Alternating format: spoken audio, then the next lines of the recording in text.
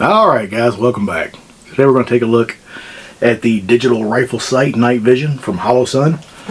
This is the box that it comes in. We'll go ahead and open it up. I will say this is just going to be the unboxing video. I will get around to putting this on a gun and doing a full review on it eventually. Hopefully sooner than later. I've been very interested in this sight, which I know a lot of people have. And just happened to be at the local gun store today, and they got it in, so I bought it. Go ahead and open the other box. It's got your user's manual, which I'm really gonna have to read up on this to see what all this thing does. I know it's got a lot of features.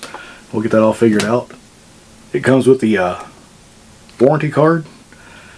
I'll be sure and get that warranted. You buy a Raid flashlight, get a free Raid IR flashlight head. Alright, I checked that out. Comes with a cleaning cloth. Comes with the standard Holosun sight tool, or optic tool. Seems like all the red dots come with a little tool like this.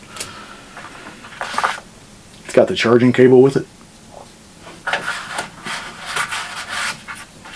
It's got a wrench for whatever that is. We'll figure that out. That might be for the mount. Go ahead and wrestle this thing out of here.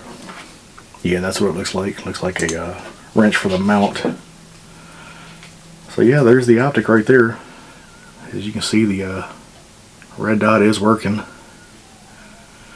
I don't know how well that's going to pick up on. There we go. You can barely see a red blur on it on the camera there.